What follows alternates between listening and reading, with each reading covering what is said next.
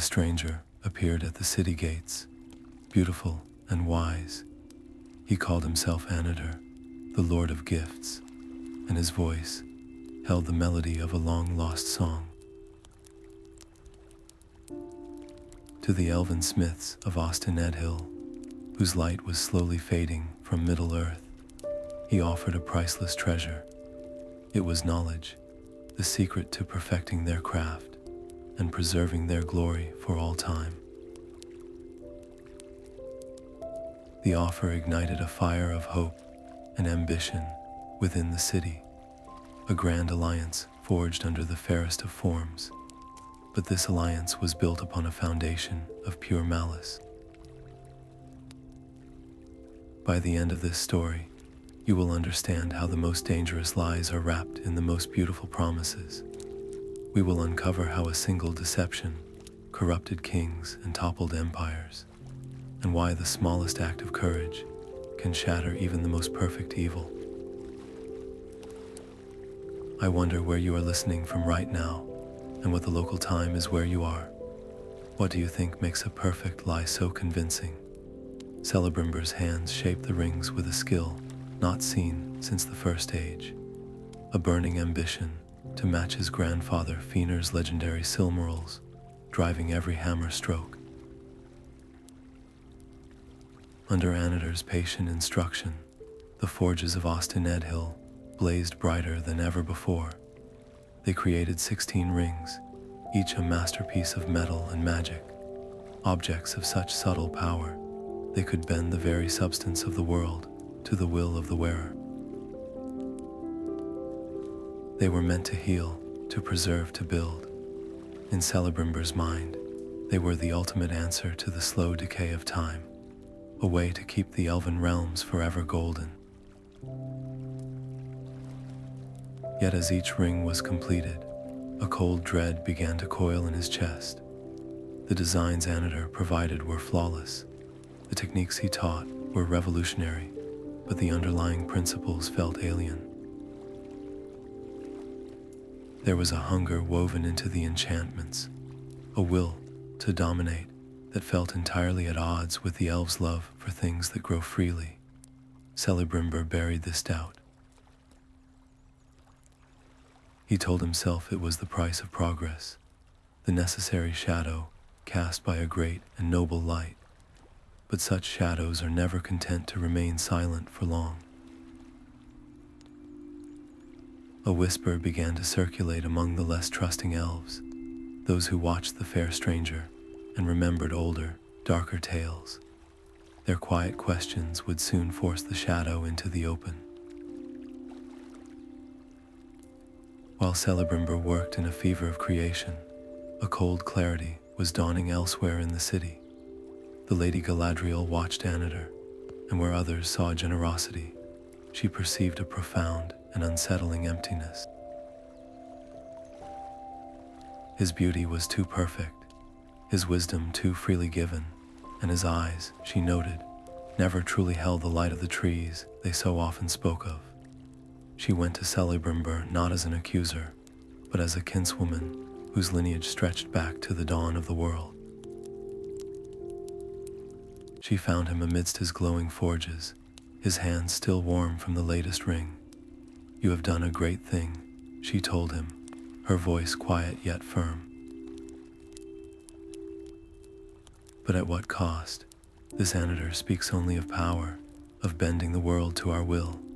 He does not speak of the music that gives the world its soul. He is a shadow that gives no shade, a voice with no heart. "I fear you have welcomed not a savior, but a chain." Celebrimbor recoiled from her words. He saw them not as wisdom, but as an attack on his life's work, a dismissal of the hope he had forged with his own hands. He argued that her mistrust was the old way, the fearful way that had led their people into decline. He called her cautious, even envious. The ancient friendship between them, once strong as mithril, strained to its breaking point under the weight of this single disagreement. When Galadriel brought her concerns before the Council of the Elves, the city fractured. Some, like the wise Gil-galad in Lindon, had already refused Annatar's entry, sensing the same shadow Galadriel now named.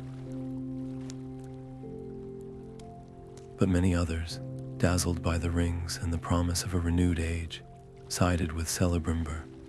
They saw progress, while Galadriel saw a precipice.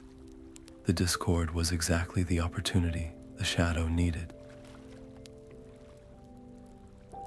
With the elves divided, his work with the greatest of their smiths nearly complete, the fair form of Annatar simply departed. He turned his gaze eastward, toward the lands of men, where ambition burned brighter and the fear of death ran deeper. The whisper of his deception, having sown discord in the west, now traveled to find a far more fertile ground. East of the misty mountains, kings of men ruled realms that were young and full of fire. Their lives were a brief, bright flame compared to the long memory of the elves, and they looked upon their own mortality with a deep and restless dread. They built great cities and proud armies, but they could feel time eroding their works even as they built them. It was into this world of ambition and fear that the fair stranger came, no longer calling himself Annatar, for that name was known only to the elves. To the kings of men, he appeared as an emissary of ancient wisdom, a counselor whose beauty and knowledge seemed to promise a solution to their most profound weakness. He did not arrive with armies or demands. He came bearing gifts, and the most precious of these were the rings of power. He offered them not to everyone, but selectively, to the most powerful and the most ambitious lords. To one, he whispered of a legacy that would never fade. To another, he promised the strength to command the very earth and protect his people forever. The rings were presented as tools of preservation, a way to build a kingdom so glorious it would outlast the sun and moon. Can you imagine the temptation? To be handed the one thing your entire civilization fears it will never achieve. The kings accepted the gifts with gratitude, seeing in their glowing bands the answer to all their prayers. They put them on, and they felt a great power flow into them. Their wills felt stronger, their vision clearer, their ability to shape their kingdoms seemed to multiply overnight. They believed they had been given a key to mastery. They never realized the key was also a lock, and that it was turning quietly in their souls, for Sauron had learned from his work with the elves. He knew their love of beauty and order made them suspicious of raw dominion, but men, with their hunger for legacy and their terror of the grave, were far more susceptible. Their rings were designed not just to be used, but to be depended upon. They amplified the natural desires of the wearer, twisting their greatest ambitions into obsessions. A king who wished for a lasting peace would become a tyrant enforcing a terrible, silent order. A lord who desired wealth for his people would become a dragon hoarding gold in a dark hall. The ring gave them power, but it slowly hollowed them out, replacing their own wills with the singular, dominating will of its true master. The fair form of the deceiver had completed its work. The kings believed they were wearing crowns of their own making, but they were, in truth, putting on crowns that were already owned. And far away, in the fires of Eregion, a single master ring was forged to bind them all. The great harbor of Númenor received its most dazzling guest. Sails white as seabirds appeared on the horizon, and the man who stepped onto the marble quays was more beautiful than any song. To the proud King Tar-Calion, this Annatar was the embodiment of a long-awaited destiny. He received the stranger with feasts that lasted 7 days, each course more lavish than the last, in halls open to the sea air. The king saw in this emissary not a threat, but a key. Annatar spoke of forgotten smithing techniques, of towers that could scrape the sky, and of a Númenor so mighty that the very coasts of Middle-earth would tremble at the mention of its name. He offered gifts of lore that made the king's own sages seem like children, and he framed it all as a partnership between equals. He presented this path not as conquest, but as a noble duty, the natural evolution of a great people. Tar-Calion, a man whose ambition was as vast as his island kingdom, listened and was utterly enthralled. He saw a future where his legacy was not just written in stone, but forged into the very fabric of the world. He never stopped to wonder why a being of such immense power would need a mortal king as a partner, but not every heart in Númenor was so easily swayed. A loyal sea captain named Aldarion, a man who trusted the wind and the waves more than honeyed words, watched the proceedings with a growing chill in his blood. He saw how the king's counselors, once wise and measured, now hung on Annatar's every syllable as if it were divine revelation. He noticed that the stranger's eyes, for all their apparent warmth, never truly reflected the light of the celebratory torches. One evening, as the feasting reached its peak, Aldarion approached the throne. He did not shout accusations or draw his sword. He simply knelt and spoke with the hard-won wisdom of a man who had faced many storms. "My king," he said, his voice carrying over the murmur of the court, "we have built our greatness upon the works of our own hands and the courage in our own hearts. A gift that asks for nothing in return is a myth told to children. What does this Lord of Gifts truly ask of us? What will this glory cost our souls?" The great hall fell silent. Tar-Calion's face, once beaming with pride, darkened with a flash of imperial fury. He saw Aldarion's caution not as loyalty, but as an insult to his judgment, a small-minded fear in the face of a grand destiny. He dismissed his captain with a wave of his hand. His trust in the fair stranger now hardened into an unshakable conviction. That trust became the sharpest weapon in the deceiver's arsenal. With the king's unwavering support, Annatar's influence seeped into the very foundations of Númenor. His teachings began to shift, ever so subtly, from preservation to domination, from building to possessing. The island kingdom, once a beacon of wisdom and strength, was being steered toward a shadow it could not yet see, its course set by a captain who smiled as he plotted the shipwreck. The marble halls of the royal palace began to feel like a cage to Lord Elendil. He watched as the king, once a pillar of Númenorian strength, now hung on every syllable from his fair-faced counselor. It was in the small things, the subtle shifts that others dismissed as progress. The king now spoke less of the stars the Valar had set in the sky as a guide, and more of the towers his new friend promised could challenge the heavens themselves. Elendil's blood, the blood of the faithful who still honored the old alliances and the old truths, ran cold. This was not the wisdom of the Eldar, which sings in harmony with the world. This was a different melody, one that demanded the world bend to its tune. In the closed councils, where the air was thick with the scent of ambition, Elendil found his voice. He stood, a man of immense stature and quiet dignity, and spoke not of rebellion, but of remembrance. He reminded them of their fathers' fathers, who built ships not for conquest, but for understanding.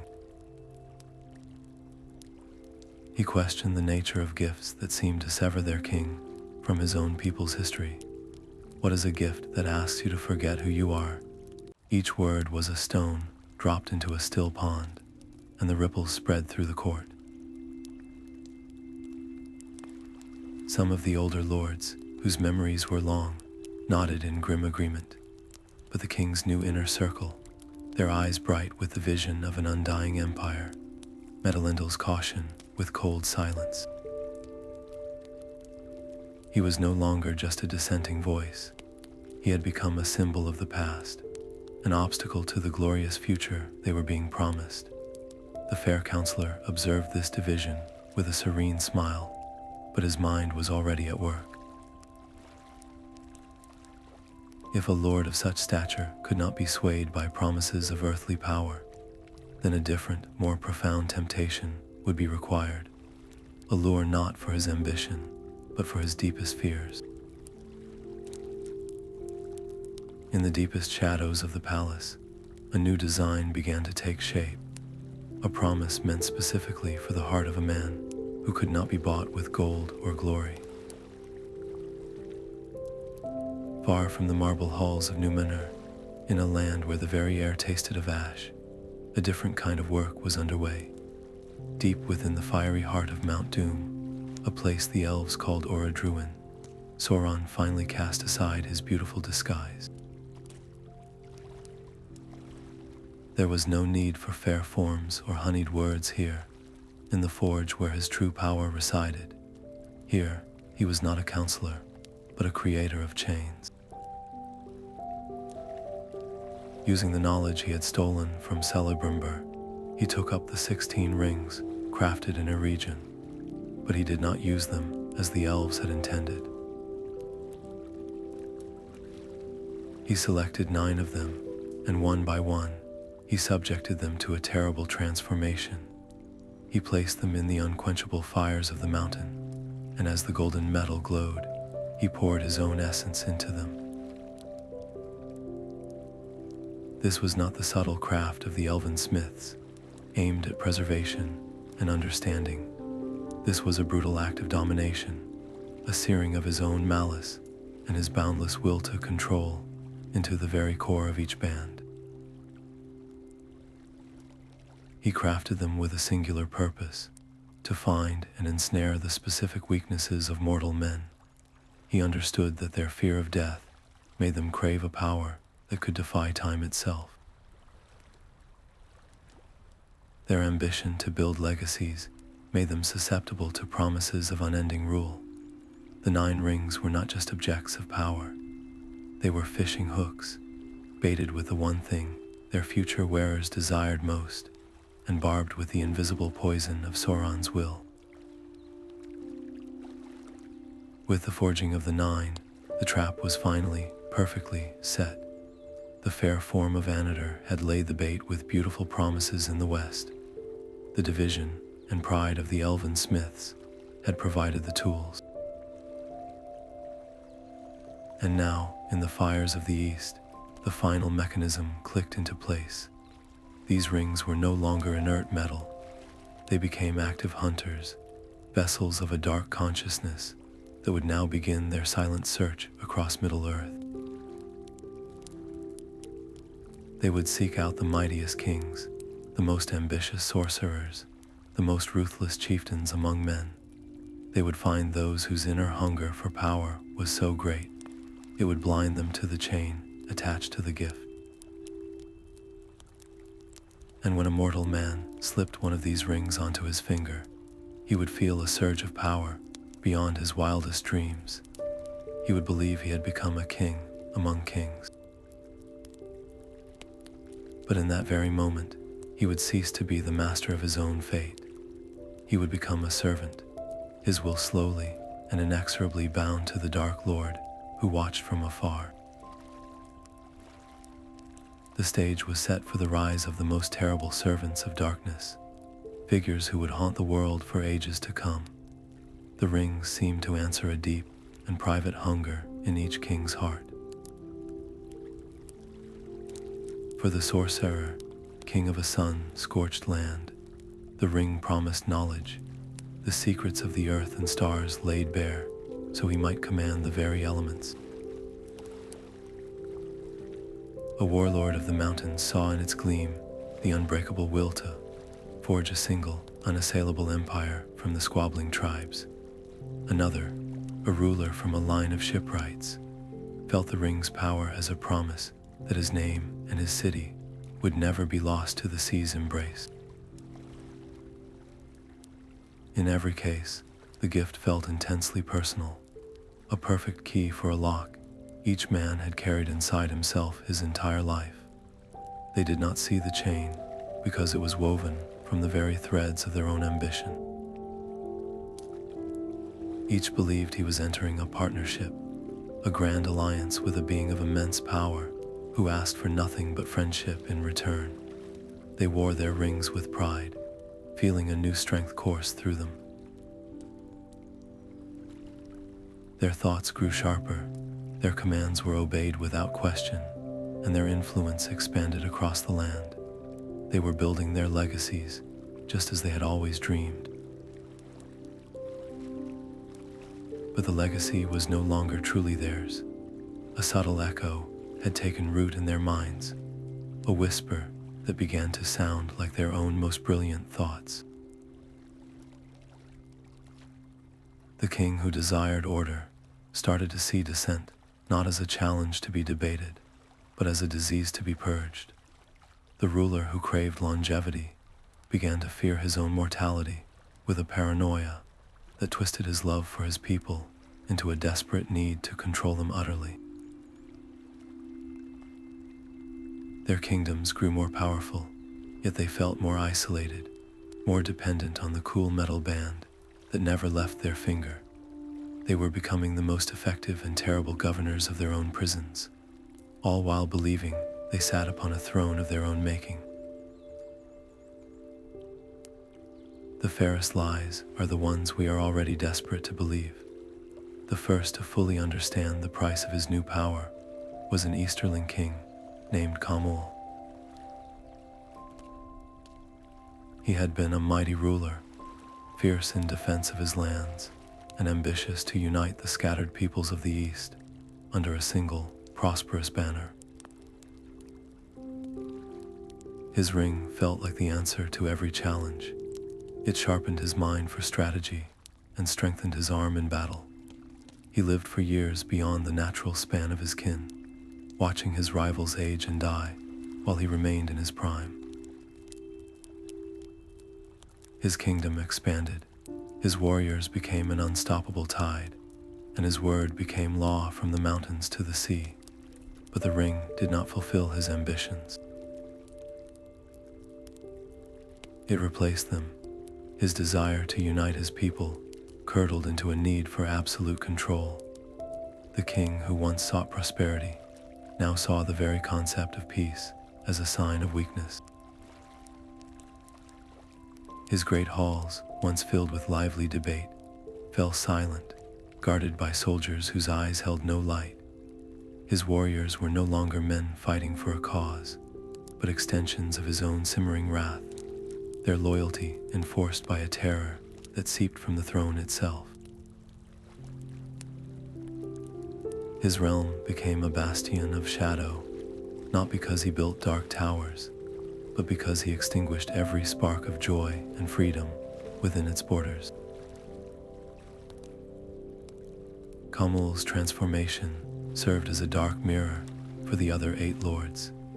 They watched from their own thrones as a noble king became a merciless tyrant, and they told themselves a comforting lie. They believed his fall was a result of his own weakness, a flaw in his character that their own superior strength would overcome. They could not see that the same process was already at work within them, that the whisper in their mind was the same, and that the hollowing of their own hearts was just a matter of time. The warning was written in the ashes of Khamûl's former glory, but none of them dared to read it.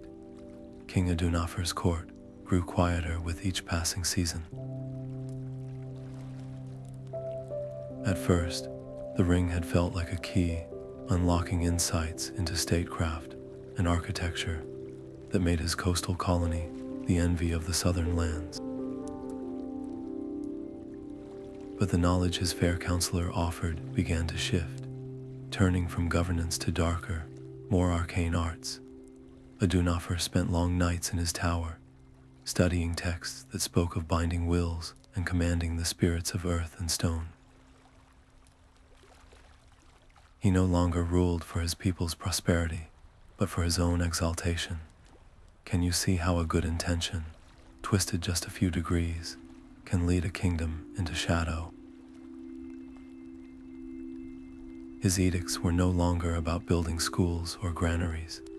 They commanded the construction of vast, empty monuments to his own name. They demanded tributes of rare metals and gems, not for trade, but for rituals his advisors barely understood. The people, once proud citizens, became subjects of a singular, chilling purpose. The king's isolation was a physical reality. He dismissed his oldest counselors, calling their concerns sentimental nonsense. He surrounded himself only with those who mirrored his new ambitions, a court of echoes where his every thought was praised as divine wisdom. The land itself began to reflect the sickness in its ruler's heart. Fields that once yielded abundant harvests grew stunted and pale. The rivers near the capital ran sluggish and thick, their waters tasting of metal and dust. Fruit rotted on the branch before it could ripen, and a strange silence fell over the woods, as if the very birds had fled the growing gloom. The people whispered that the earth was dying under a king who had forgotten how to listen to it. This was the true nature of the ring's power. It did not just control the king. It used the king to control his entire domain, turning a living, breathing kingdom into an extension of its master's will. While Adûnaphor gazed into his scrying stones, believing he was glimpsing eternity, his city was rotting from the inside out, and in the west, the shadow over Númenor itself deepened, watching this slow unraveling with a silent, satisfied smile. The king's decrees now carried a chilling finality. The ancient elven tongue, the language of lore and the old alliances, was forbidden in public squares and royal halls. To speak it was to mark oneself as an enemy of the crown, a traitor to the new glory of Númenor. The faithful, families like that of Elendil, who still kept the old ways, found themselves living on the edge of a knife. Their homes were watched, their loyalty questioned, their very traditions twisted into evidence of a conspiracy against the king. The royal court, once a place of open debate and maritime splendor, became a labyrinth of whispers and sidelong glances. You could feel the suspicion hanging in the air, thick as the sea fog, as friend turned against friend, each fearing the other might report a careless word to the king's new advisors. This was not the slow decay of a forgotten kingdom. This was an active poisoning, a deliberate severing of the island's soul from its own history.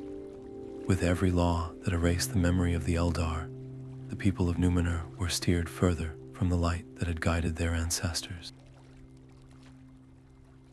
In its place, a new teaching began to spread, a subtle doctrine that whispered of a power in the darkness, a strength that came not from harmony with the world, but from dominating it utterly.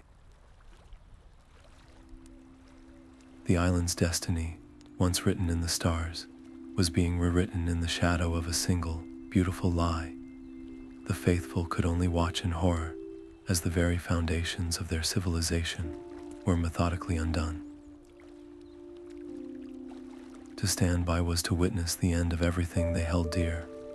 A desperate act of preservation was no longer a choice, but the only path left. The shipyards of Romana became a stage for a silent, desperate play. Under the guise of expanding the king's own fleet, Elendil and his sons directed the construction of vessels of a different kind. These were not the grand warships meant to challenge the shores of Valinor, but slender, swift-sailing ships, built for endurance over aggression, for carrying hope rather than conquest. Their true purpose was known only to a trusted few, a quiet conspiracy against the coming storm. By day, the hammers rang out in patriotic fervor. By night, the same hands carefully packed away treasures of a different sort. Not gold or jewels, but the true heirlooms of Númenor, ancient star charts gifted by the Elves, saplings from the holy tree, Nimloth, and scrolls containing the histories and songs of their people before the shadow fell.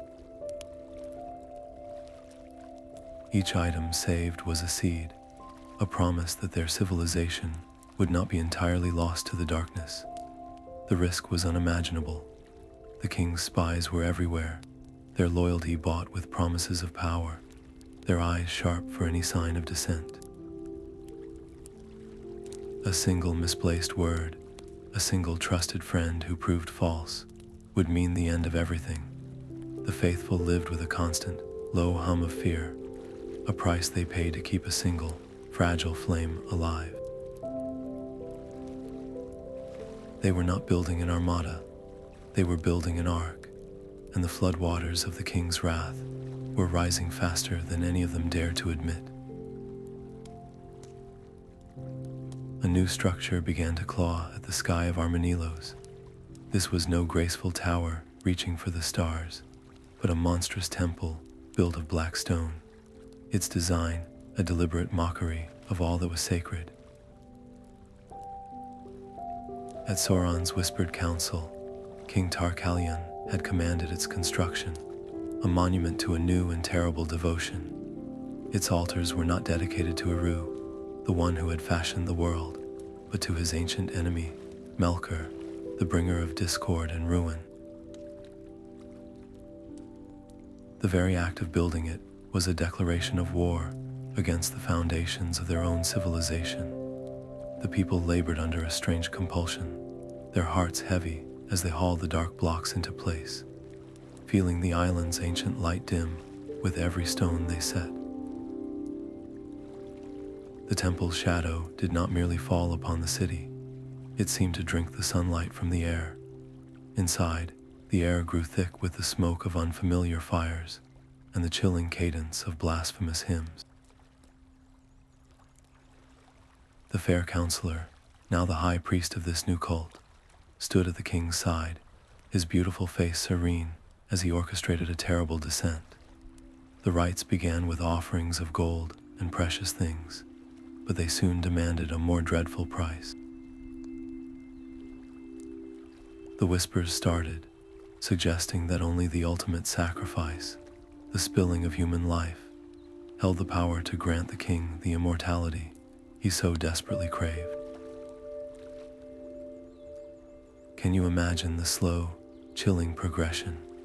A people who once charted the stars for wisdom, now being led to believe that tearing a heart from a chest would grant them power over death.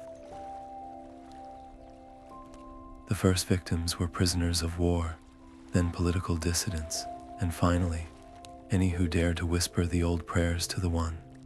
With each life extinguished on that black altar, Sauron's hold over Tar-Calion tightened into an unbreakable chain. The king's soul, and the soul of his nation, was being systematically remade in the image of the shadow he served. The island's heart was not just being poisoned, it was being ritually murdered. This final, blasphemous turn could not go unanswered. The silence from the west was not indifference. It was the calm before the reckoning. The Valar would not remain silent. The black sails of the great armament blotted out the western horizon. It was a fleet born of a king's madness, each vessel a floating fortress, carrying the pride of a people who had forgotten their place in the world. Tar-Calion stood upon the lead ship, a ring of power gleaming on his hand, his eyes fixed on a shore no mortal was meant to see. He did not sail as a petitioner, but as a conqueror. Sauron's great deception had reached its zenith, convincing the king that the divine ban of the Valar was not a law of creation, but a challenge to be overcome by force. He truly believed his armada could seize eternity from the gods themselves.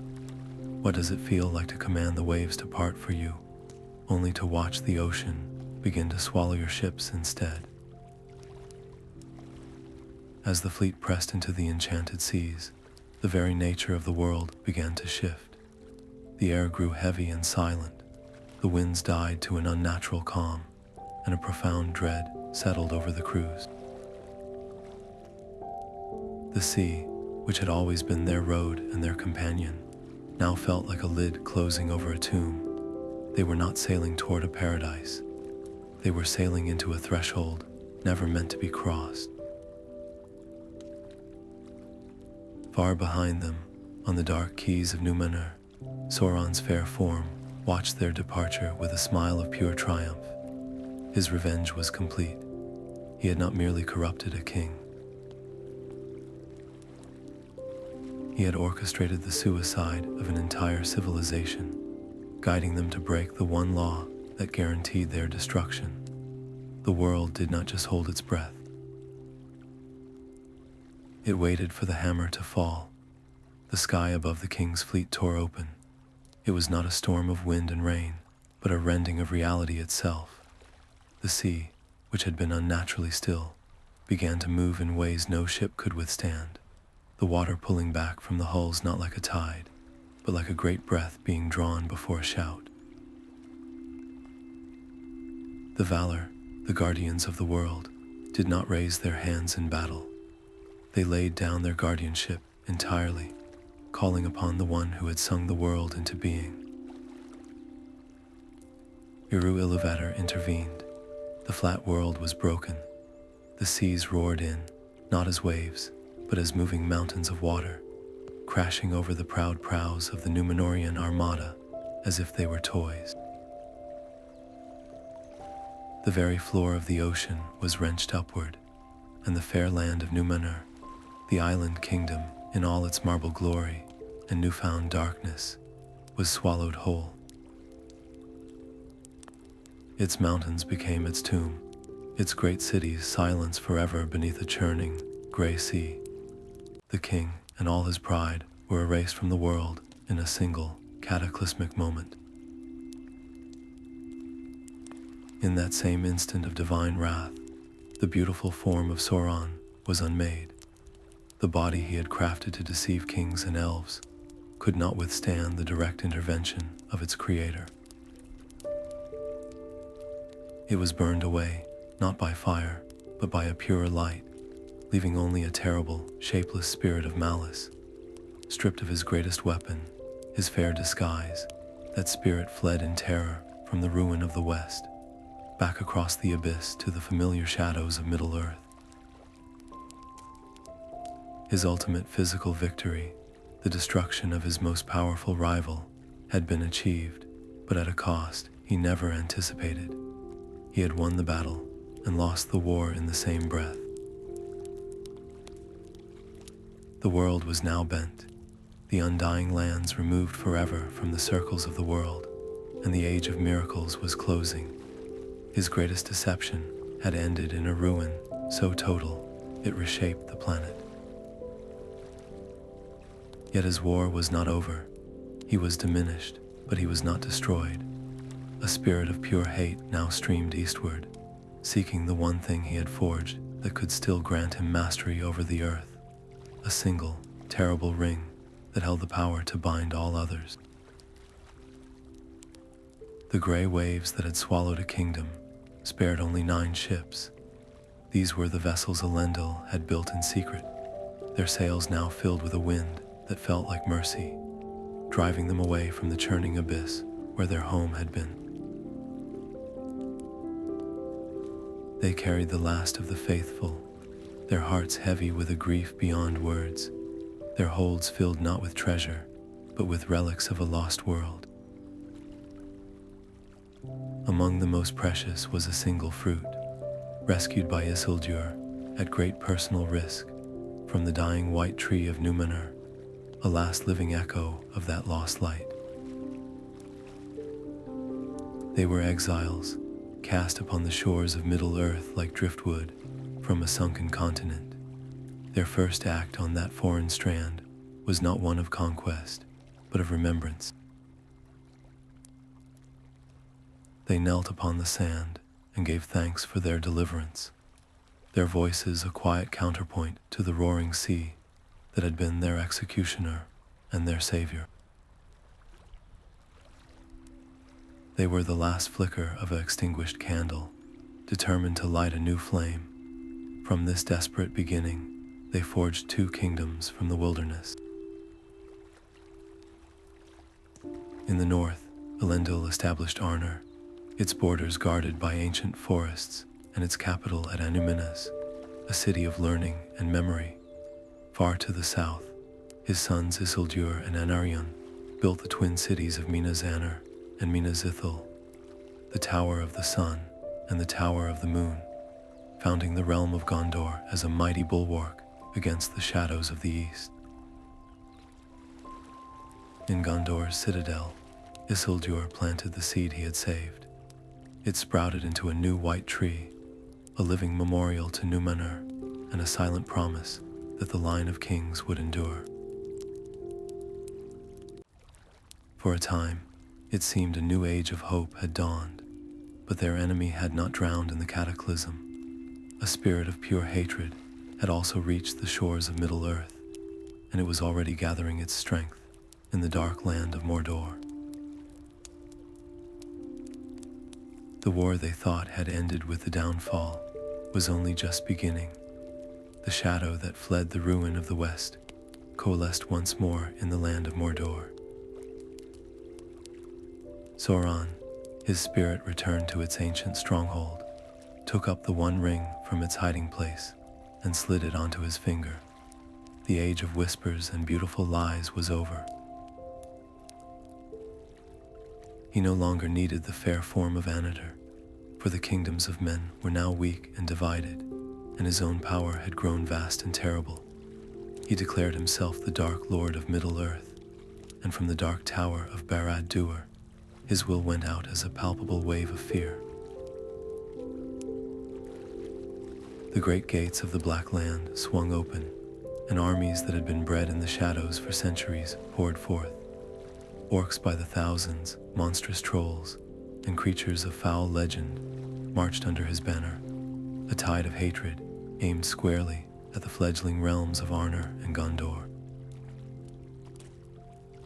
He sought to crush the last remnants of Númenor, the very people who had escaped his first great deception, and to reclaim the 9 rings he had given to the kings of men, for they were rightfully his to command. The time for subtle deception was over. The War of the Last Alliance had begun. This was no longer a conflict of hidden poisons, but a war of open annihilation, a final struggle to decide whether the world would belong to light or to a lasting darkness. 2 ancient lights met in a valley beneath the misty mountains. Elendil, the tall king of the exiled Númenorians, stood before Gil-galad, the high king of the Elves, whose spear eglows was a pale spike of ice and starlight. Their peoples, once divided by the very deceptions that now threatened to consume the world, joined hands in a pact of necessity and final hope. From the Grey Havens came elven hosts, led by Gil-galad himself, their armor seeming to capture the last light of the West.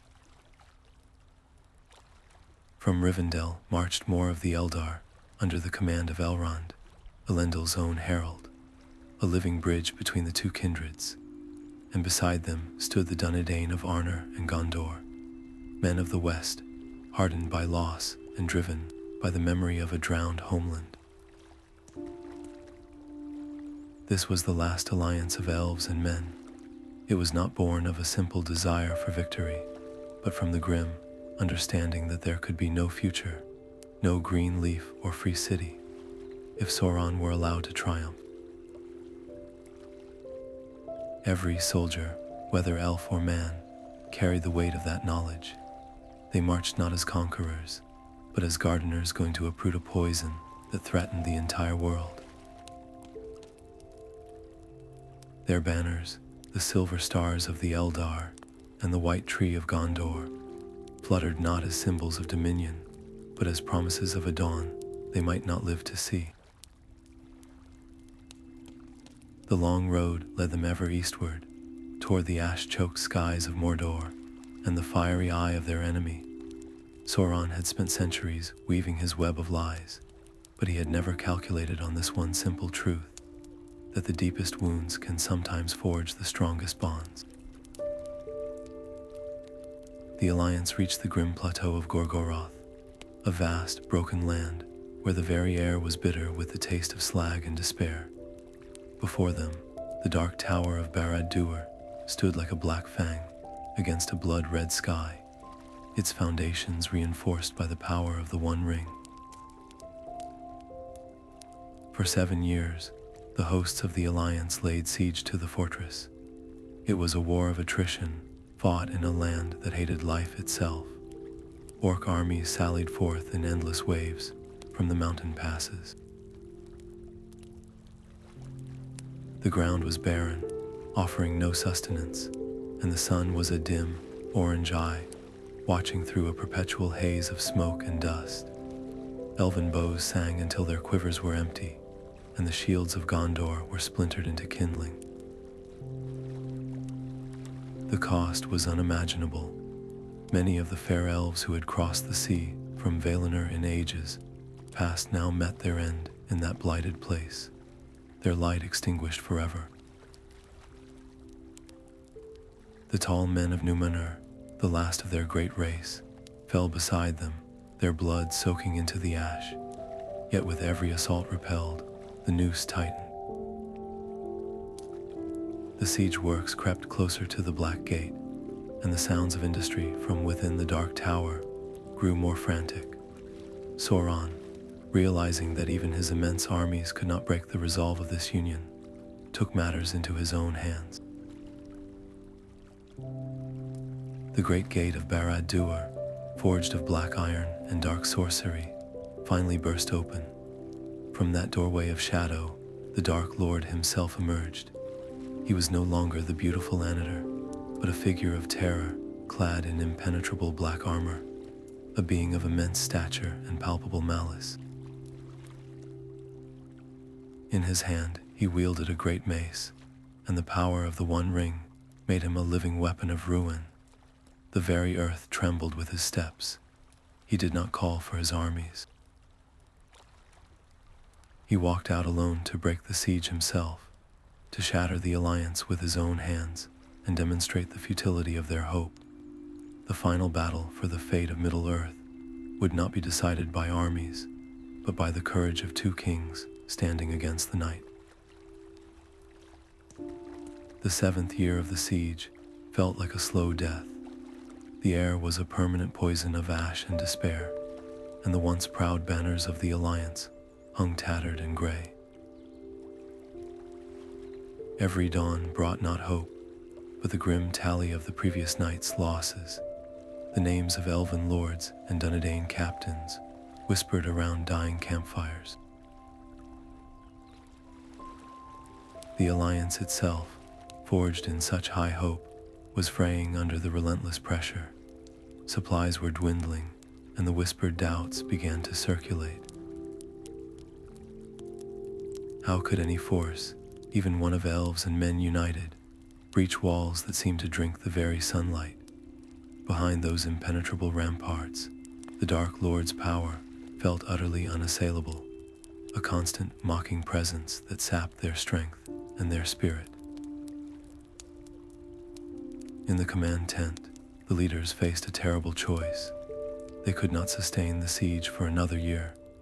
Their only path forward was a final, desperate gamble, an all-out assault on the Black Gate itself. It was a plan born of exhaustion, a recognition that they would either break the gate or be broken upon it. The order went out, a single, stark command that echoed through the camp. Every able-bodied soldier, every last arrow and unbroken sword was to be gathered for one final push. They would throw the full, desperate weight of their remaining strength against the foundations of darkness. This was not a strategy for victory, but a wager for the soul of the world itself. The final assault began not with a war cry, but with a terrible, silent resolve. Elendil and Gil-galad stood shoulder to shoulder at the head of their decimated army, the last high kings of their kindreds, their faces etched with the grief of 7 long years.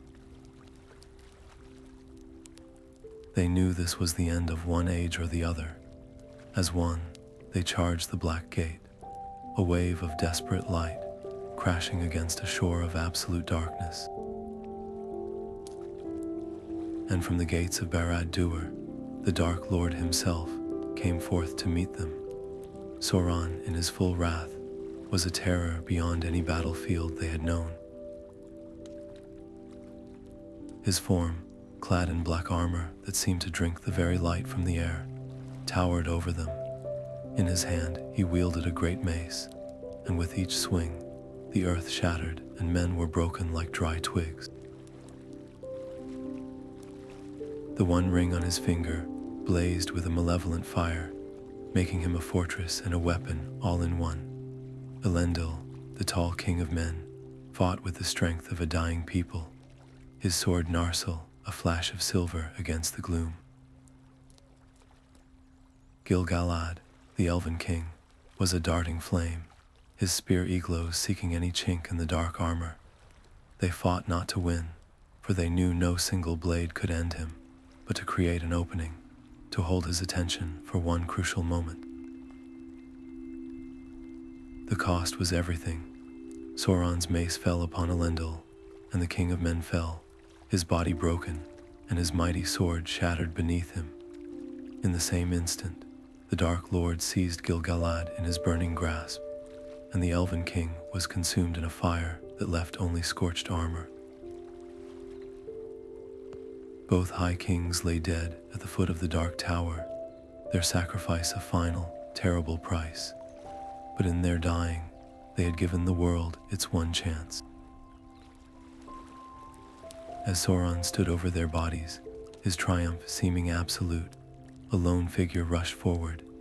Isildur, Elendil's son, his heart shattered by his father's fall, saw not a god of darkness, but a foe distracted.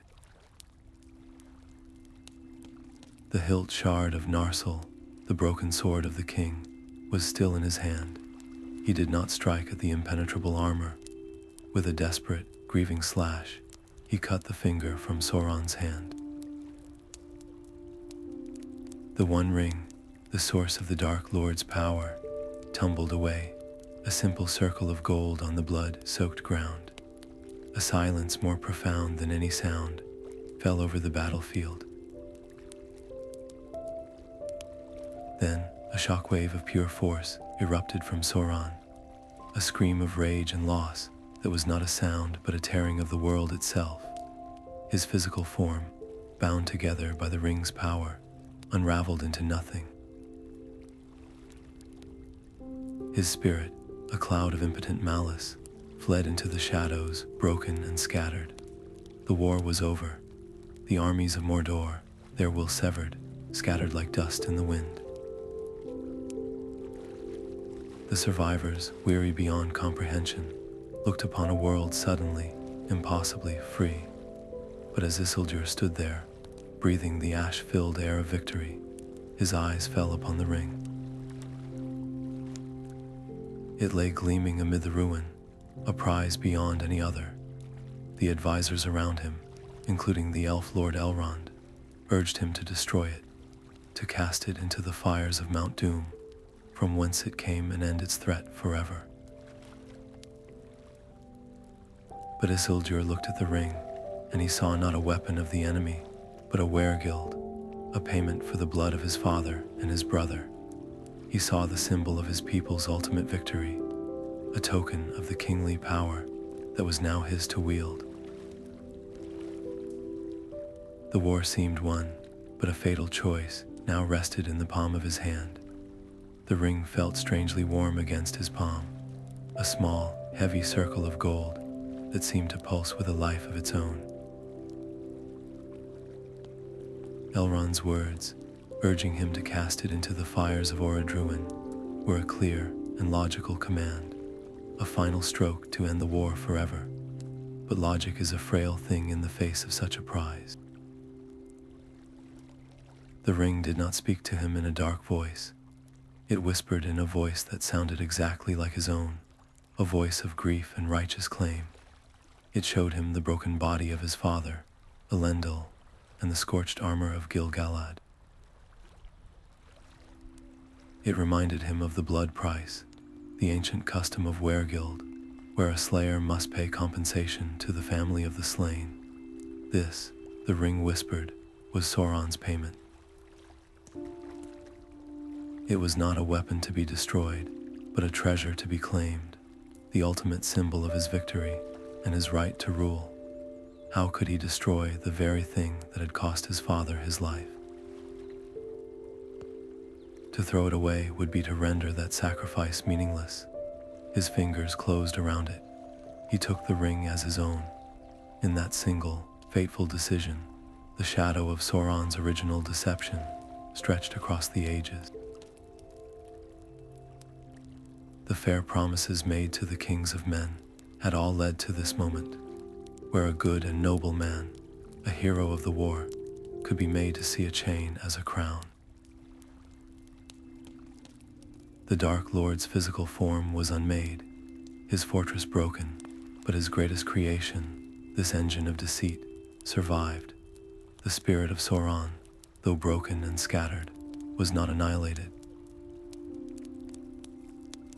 It fled into the empty places of the world, a mere whisper of hatred, but a whisper that would one day find its voice again. Isildur, clutching his weregild, believed he had won a final peace. He did not know he had just become the keeper of his enemy's return. Isildur's refusal to destroy the ring cast a long, silent shadow over the hard-won victory. The last alliance, which had withstood 7 years of siege and sacrifice, began to dissolve almost as soon as the Dark Tower fell. The shared purpose that had fused elves and men into a single blade against the darkness was gone, and without that unifying threat, old instincts reasserted themselves. The elves, their numbers grievously diminished, and their light fading from Middle-earth, looked upon the rising kingdoms of men and saw only the fleeting rush of mortal ambition. They withdrew to their ancient forests and hidden havens, like Rivendell and Lothlorien, to preserve what beauty they could against the slow grind of time. Their gaze turned inward and westward across the sea. For the Dunedain, the surviving men of Númenor, there was no time for mourning. The world was broken, and it needed rebuilding. Isildur and his brother's heirs focused on strengthening the twin realms of Arnor and Gondor, raising new cities and fortifying old borders.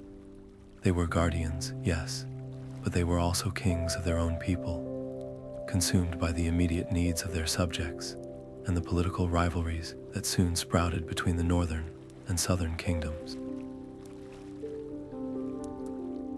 The fellowship was broken. The free peoples, each bearing their own scars and their own hopes, went their separate ways, and in the quiet that followed, the ring waited. It did not sleep. It simply waited, a sliver of concentrated malice lying dormant in the world, biding its time for a new hand to claim it, and in doing so, awaken the shadow once more.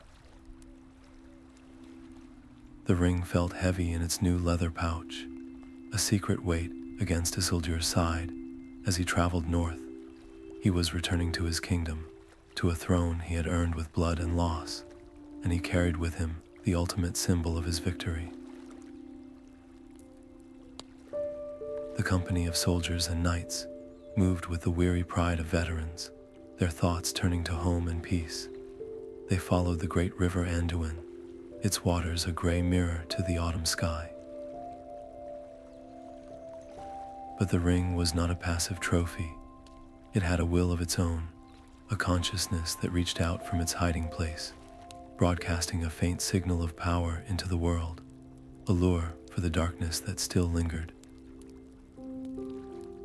A pack of orcs, far larger and more organized than any wandering band, caught its scent. They fell upon Isildur's company near the Gladden Fields with a fury that spoke of more than mere chance. This was a hunt. In the chaos of the ambush, as his finest guards were cut down around him, Isildur fought with the desperation of a king who had already lost too much. He saw a path to the river, a slim chance for escape. He plunged into the cold, swift currents of the Anduin, trusting his strength as a Númenorian to carry him to safety. And in that moment, the ring he had claimed as a right made its final cruel decision. The band of gold, which had felt so solid and secure on his finger, simply loosened and slid away. It was an impossible, subtle betrayal, a sliver of malice, choosing to abandon its keeper rather than be carried to a place of safety and power. Isildur felt it go. He turned in the water, his cry lost to the roar of the river, and in that instant of distracted horror, a volley of orc arrows found him. The last king of all the Dunedain, the man who had stood against the Dark Lord, was slain not in glorious battle, but in a muddy river, betrayed by the very thing he thought he possessed. The ring settled into the silt at the river's bottom, its gold gleaming faintly before the murk covered it. Its light was hidden, but its presence remained, a slow, patient poison in the heart of the river. For centuries it lay there, a secret buried in mud and forgetfulness. Its disappearance was a reprieve for Middle-earth. The shadow in the east was broken, its master reduced to a formless, hateful thought, unable to take shape or wield his old power without his precious ring. The world, as it always does, moved on. Kingdoms rose and fell, new legends were born, and the memory of the last alliance faded into the stuff of fireside tales. The peril was forgotten, but it was not gone. It was merely waiting, a seed of pure evil planted deep in the earth, waiting for the right hand to one day disturb the mud and wake it from its long, patient sleep. The river's mud claimed its secret, and for 2,500 years, the world forgot. But in the hidden refuge of Imladris, time flowed differently. Here, in the house of Elrond, the memory of the last alliance was not a faded legend, but a living wound. The elves kept watch, their immortal lives a bridge across the centuries, connecting the age of open deception to the quiet, gathering shadows of the present. Elrond, who had stood beside Isildur at the crack of doom, preserved every detail of Sauron's lies and the making of the rings. His library held maps of lands now lost and transcripts of councils where the fair form of Annatar had first been welcome. This was not a hobby of historians, but the vital vigilance of sentinels who knew their enemy was not truly gone. Far to the west, in the grey havens of Lindon, the High King Gil-galad was centuries in his grave, but his people maintained their own solemn watch upon the sea. They remembered the shadow that had fallen on Númenor, the slow poison that turned a gift of knowledge into a creed of domination. Their long gaze was fixed on the past, so they might recognize its echo in the future.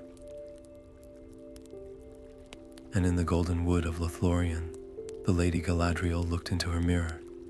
She saw not just what was, but what might yet be shifting patterns of light and darkness, the same threads of ambition and fear that Sauron had woven so skillfully before. Her wisdom, born of rejecting Annatar's lies in Eregion, became a shield for her hidden realm, while kingdoms of men rose and fell, distracted by their brief reigns and immediate wars. The elves maintained the long watch. They guarded the one thing more precious than any ring, the knowledge of what had truly happened. They understood that the most dangerous enemy is the one you have convinced yourself is already defeated. And in the deep places of the world, under the misty mountains, a new power was indeed stirring. It was a small, wretched thing, a creature of tunnels and darkness, who, by a chance encounter with a lost treasure, was about to become the most important being in the world. A patient hate does not die, it merely waits. Far to the east, in the deep shadows where the maps of men grew vague, the spirit of Sauron slowly gathered its strength. It was a faint, cold ember nursing a single thought, the memory of the ring.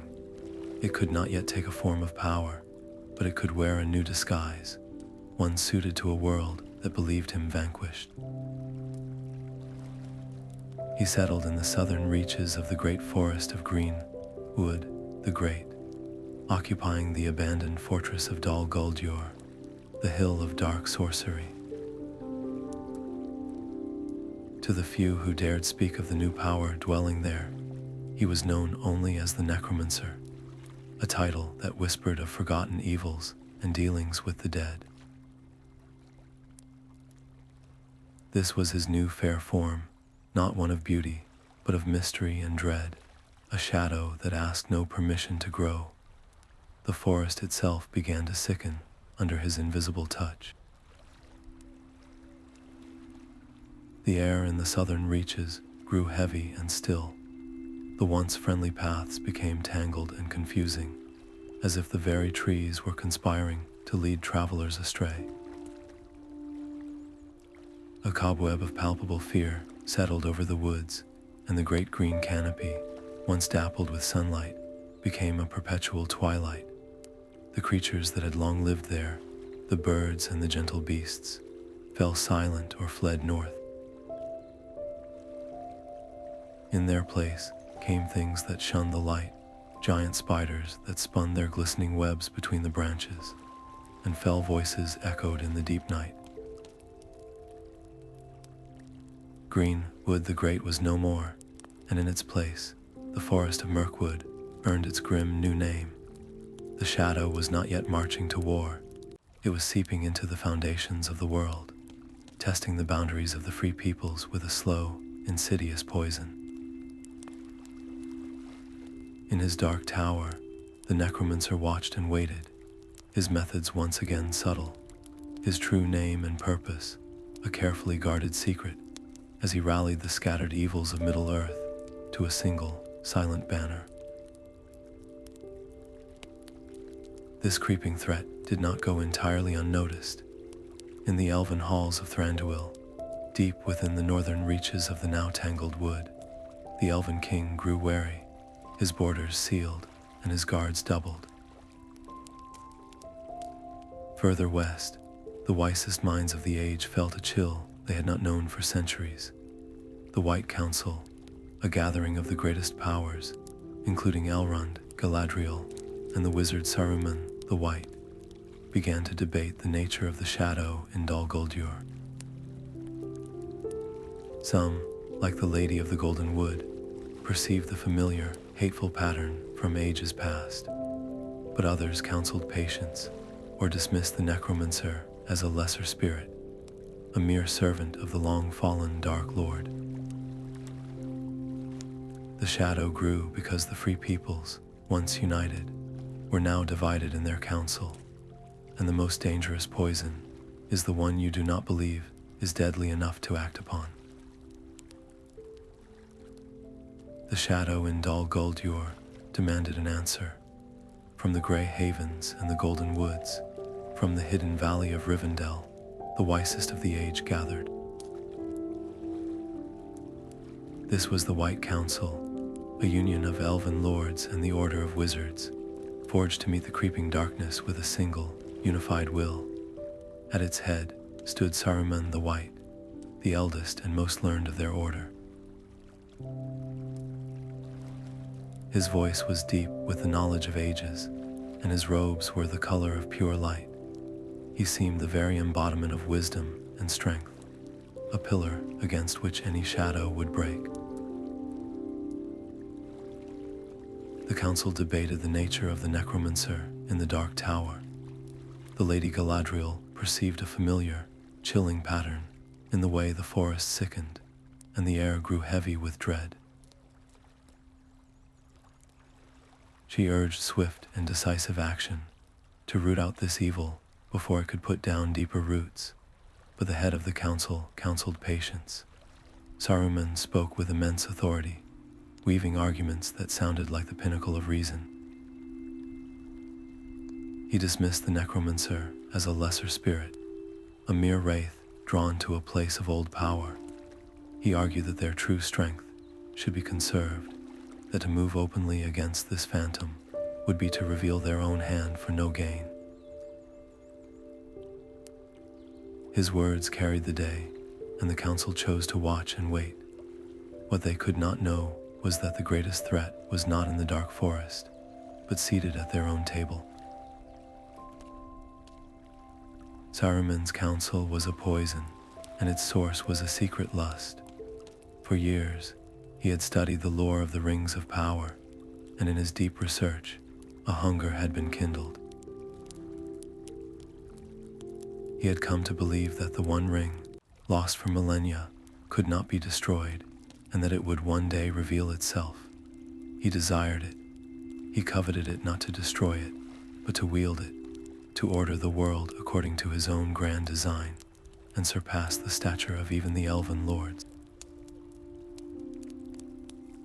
This private ambition curdled into a bitter jealousy of Gandalf the Grey, whom the elves respected deeply, and who Galadriel had once wished to lead the council.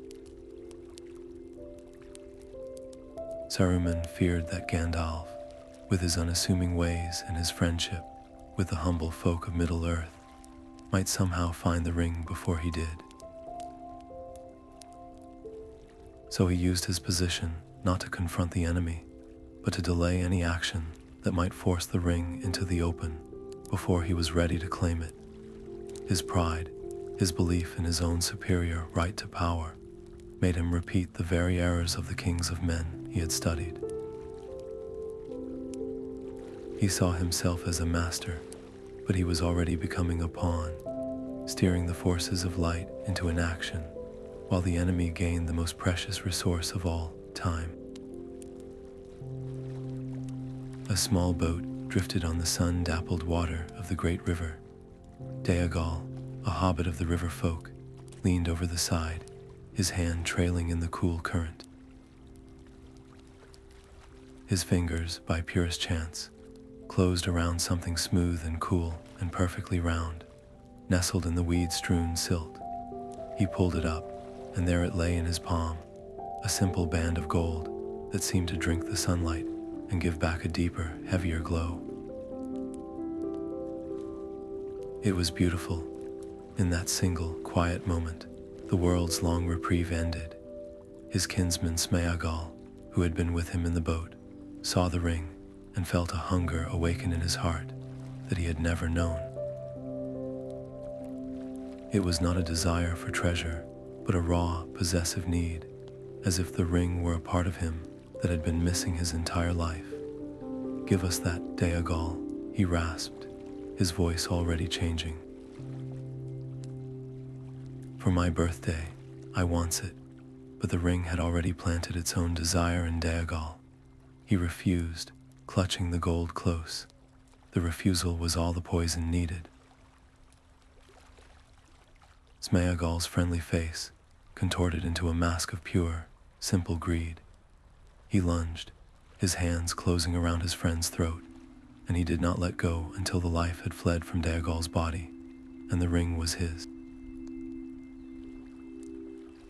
The murder was swift, brutal, and utterly senseless, a perfect echo of the ambitions that had felled kings, only shrunk down to a scale of pathetic, personal tragedy.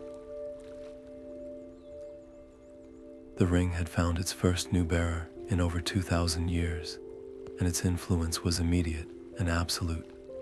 Smaeagol, a simple creature of the river, was unmade.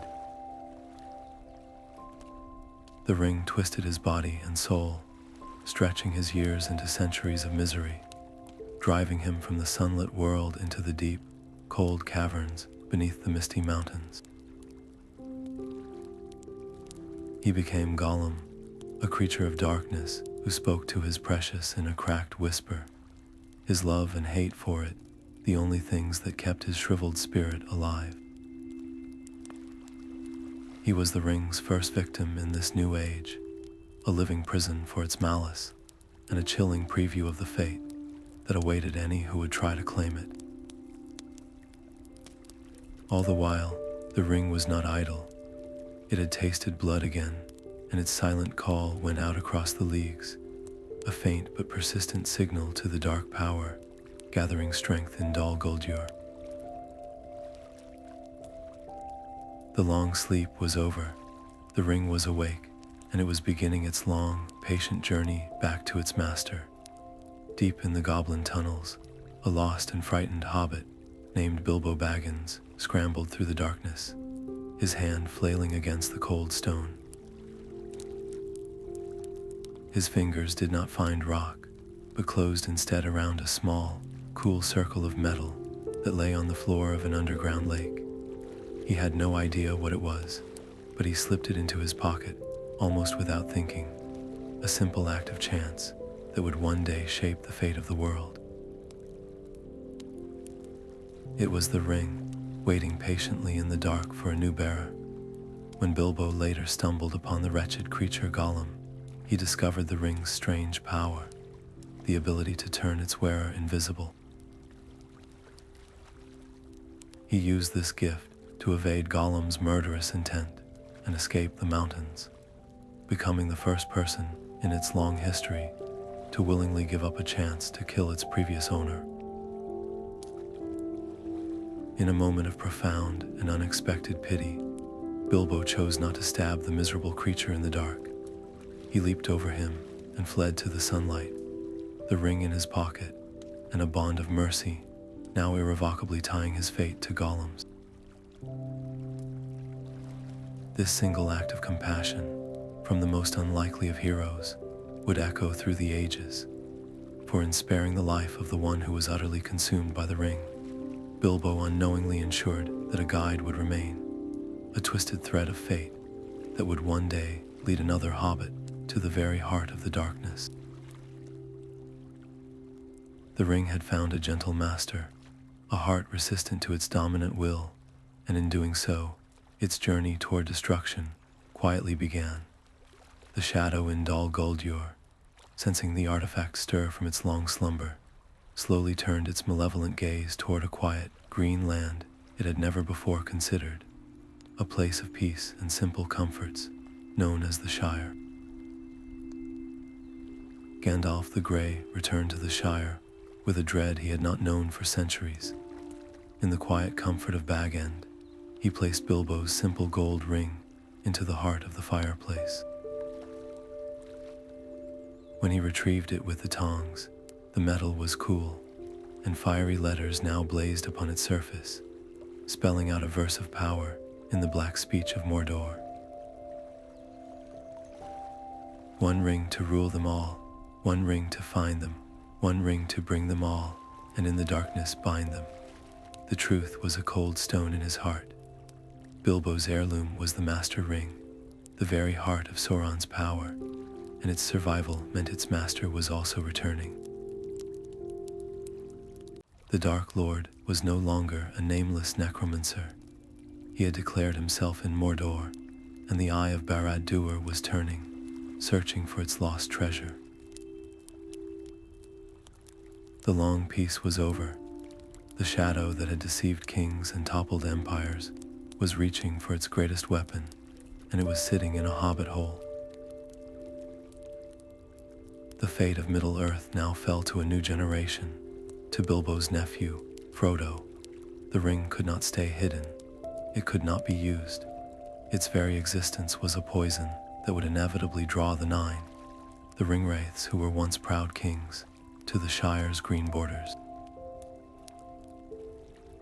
Frodo's only choice was flight, a desperate journey to the one place where the ring could be unmade, the cracks of doom in the heart of Mount Doom.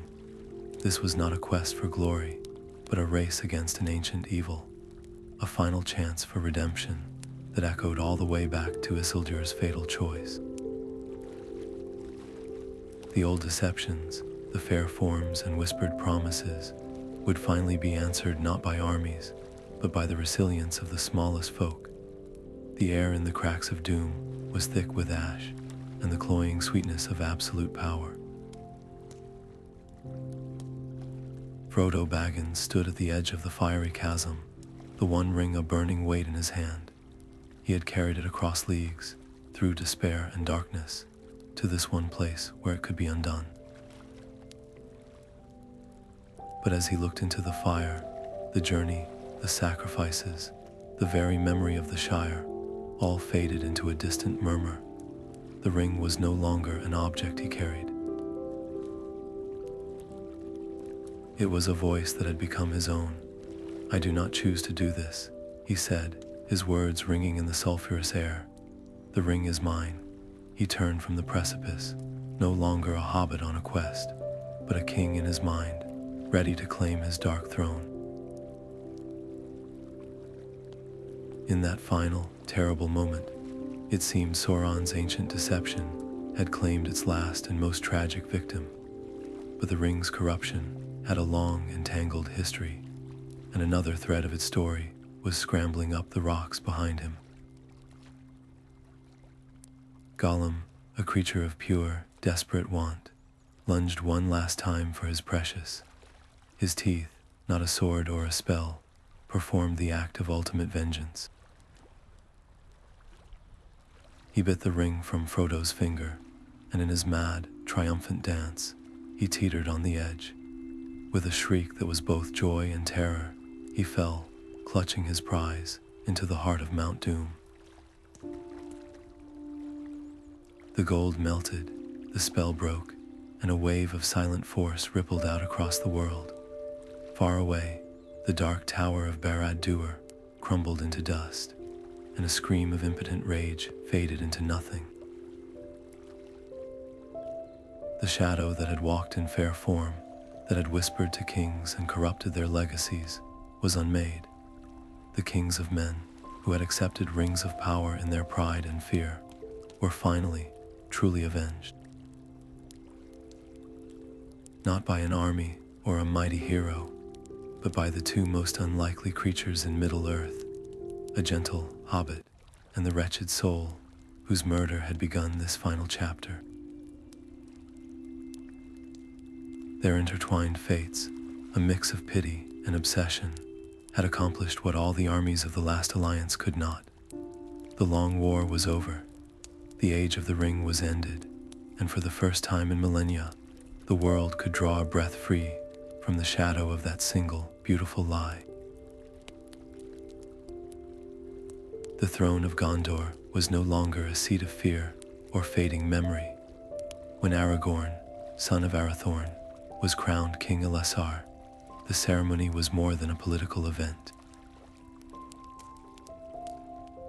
It was the healing of a wound that had festered for 3,000 years. Here was the heir of Isildur, the very lineage that Sauron had worked so hard to corrupt and destroy, now reclaiming his birthright not through force, but through sacrifice and proven wisdom. His reign represented a profound reversal of the ancient curse.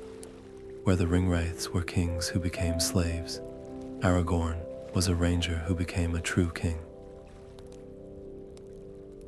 He did not seek a ring to prolong his life. but embraced his mortality as a gift, ruling with a sense of time that made every decision thoughtful and every day precious. His coronation, under the banner of the white tree, now flowering again, was a living symbol that the line of the Dunedain was restored, its glory not in dominion over others, but in stewardship of all that was good. This king understood the old deceptions in his very blood. He had lived among elves, fought beside dwarves, and been protected by hobbits. His first acts as king were to honor these alliances, forging a peace built not on a single victory, but on the unbreakable bonds of shared hardship. He ensured the lessons of Sauron's betrayal were woven into the very fabric of his rule. Vigilance was maintained at the borders, but the greatest strength was the unity between the races. Elven wisdom continued to guide his court. Dwarven masons helped rebuild the cities, and the Shire was declared a free land under his protection, a reminder that the smallest and most peaceful beings hold a value beyond any measure of power. The throne of men was restored, and in its restoration, the world was finally made whole again, not by the absence of shadow, but by the presence of a light that remembered the darkness and chose to build something better.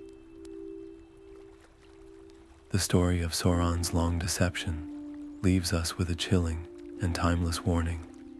It teaches us that the most dangerous evil rarely announces itself with a roar. Instead, it arrives cloaked in beauty, offering solutions to our deepest fears and promising to fulfill our grandest ambitions. The kings who accepted his rings were not monsters from the start. They were leaders who wanted to protect their people, to build legacies that would endure, to conquer the one enemy no mortal can defeat, time itself. Their tragedy lies in the fact that their noblest intentions were the very cracks through which the shadow poured in. This is the peril of pride, the belief that we are wise enough to handle absolute power, or that our cause is so just it justifies any tool. The most perfect lie is the one we are already desperate to believe. Yet this is not solely a tale of despair. It is equally a testament to a resilience that runs deeper than any shadow. Against a foe who mastered deception, the free peoples ultimately triumphed not through greater power, but through qualities Sauron could never comprehend. They won through the loyalty that bound the fellowship, the pity Bilbo showed to Gollum, the courage of a hobbit who carried his burden to the very end of his strength, and the wisdom of those who chose to build alliances instead of empires. Their victory was not the erasure of darkness, but the persistent choice to kindle light again and again across the long years. The legacy they left is one of profound hope. It reminds us that the fate of the world does not always rest with the mighty in their towers. It can hinge on the choices of the small, the simple, and the kind, proving that even the most perfect evil can be undone by the most unexpected hands.